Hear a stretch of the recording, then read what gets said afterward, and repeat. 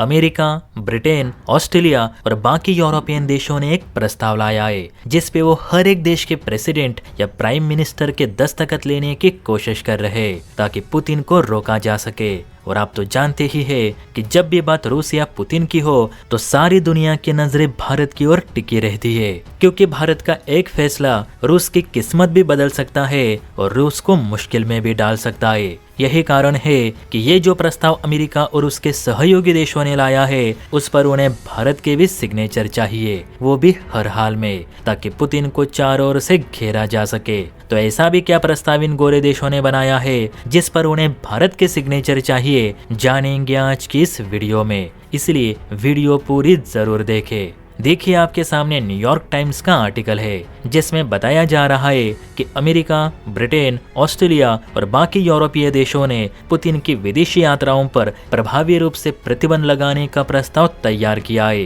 ताकि पुतिन दुनिया के किसी भी देश की यात्रा ना कर सके, ना ही किसी देश के साथ अपने रिश्ते बेहतर कर सके, क्योंकि माना जाता है कि पुतिन जिस किसी भी देश की यात्रा करते हैं वहाँ वो 1-2 डिफेंस डील कंफर्म करके ही आते हैं, जिससे कि रशियन हथियारों की बिक्री आज भी बरकरार है। अब ये प्रस्ताव इसलिए लागू किया जा रहा है क्योंकि 2023 में जब आईसीसी यानी इंटरनेशनल क्रिमिनल कोर्ट ने यूक्रेन पर आक्रमण के दौरान कथित युद्ध अपराधों के लिए पुतिन के खिलाफ गिरफ्तारी वारंट जारी किया था, तो उस वक्त भी पुतिन की विदेशी यात्रा पर रोक लगाई गई थी। लेकिन चीन, भारत, ईरान और खाड़ी के देश आईसीसी के सदस्य नहीं, तो पुतिन इन देशों की यात्रा करते रहे और इन देशों के साथ अपने संबंध भी बेहतर बनाते गए, जो कि इन पश्चिमी देशों से देखा नहीं जा रहा। अब देखिए ना, यह प्रस्ताव ऐसे समय पर लाया जा रहा है जब 4 दिसंबर को पुतिन भारत यात्रा पे आने वाले हैं, और जब पुतिन भारत यात्रा पे आएंगे तो SU-57 से लेकर S-500 जैसी बहुत से डिफेंस डील पर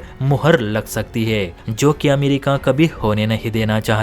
यही कारण है कि आनन फानन में ये प्रस्ताव बनाया गया और इस पर भारत समेत ज्यादा से ज्यादा देशों के दस्तखत लिए जा रहे। इससे होगा ये कि अगर रूस के मित्र देशों ने इस प्रस्ताव पर हस्ताक्षर कर दिए तो पुतिन इन देशों की यात्रा नहीं कर पाएंगे। इवन अगर यात्रा करते भी है तो उन्हें सीधे अरेस्ट किया जाएगा।